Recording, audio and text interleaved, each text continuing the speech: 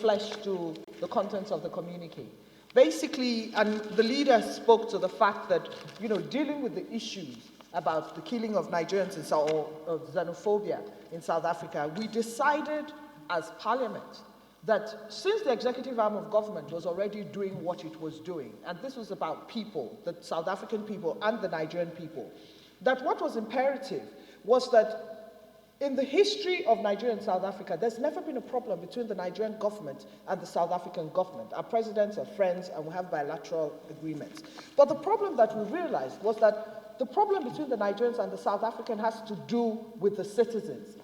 And so the communique basically was saying that there needed to be more citizen engagement through Parliament, between us and the South African Parliament. Of course, we also gave to them the demands of the Nigerian people, which was the 84 million naira that was outstanding from the last xenophobic attacks in 2015. And it was to that we had put the timelines, that for them to pay the 84 million naira within the shortest possible time to Nigerians through the instrumentality of the Binational Commission. Unfortunately, that was also outside of our hands as Parliament, because the Binational Commission is driven exclusively by the executive arm of government. So for us, it was about setting up timelines for the Binational Commission and the things that we could do in our oversight of the Ministry of Foreign Affairs in engaging with the South African government so that we could come to resolution of things like the payback to the Nigerians who had lost their businesses and so on and so forth. So that was the point where Parliament was supposed to help us,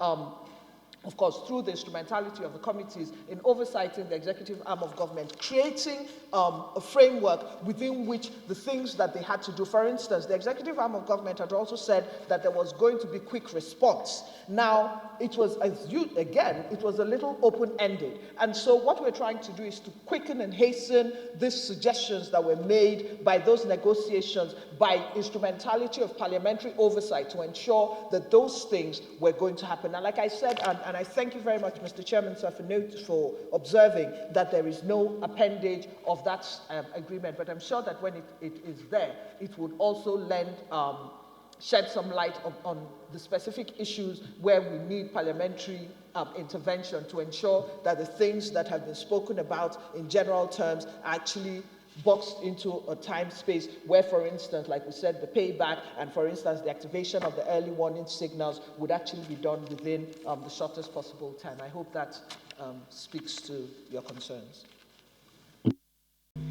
I only want to ask, with the benefit of hindsight, whether when the committee was in South Africa, we ever dwelt on the fact that Nigeria played a very prominent role in the life of South Africa, and particularly during the apartheid era. I know those Nigerians who are of working age then were paying taxes, levies, to make sure that South Africa got out of the apartheid. And we were not, for a very long time, this part of us was never acknowledged until President Zuma came here, I think in 2014 or 2015, when for the first time it was acknowledged that Nigeria played a very prominent role.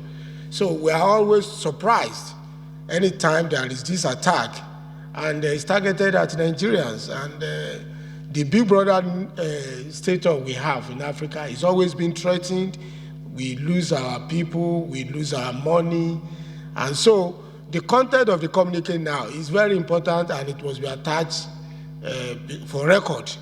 And that's why we have to thank Honorable Pali Iliasi. So, Leader, this one that I've just said is important because we don't know whether there will be another visit or there will be another time when we have to sit down all over again, either between parliaments or, like she said, between the executive arm of government. But let me reiterate this. Friendship between two people that does not touch on the welfare of the citizenry that you are leading is no friendship at all. To me, that is toxic. Because if any Nigerian president is a friend to any South African president, and we are being attacked the way we are attacked, then something is wrong somewhere. There is the Nigerian-South African Binational Commission that hitherto, and the speaker, the leader alluded to it when he was speaking, that is moribund. Now, it was through the instrumentality of that Binational Commission that these claims were brought to the fore. The last meeting of the Nigerian-South African Binational Commission was supposed to come up before the last elections. And after that, of course, for some reason, it went moribund. And so that was part of our recommendation, that they should immediately reactivate the Nigerian-South African Binational Commission, because that is a prolonged platform through which, whose instrumentality we can use to not only seek for the 84 million naira that was the compensation as collated in the last 2015 xenophobic attacks, but also any other compensations that are necessary so that it is documented. And of course, it furthermore goes to say that the Binational Commission shall have a desk that is specifically committed to dealing with the issues on xenophobia.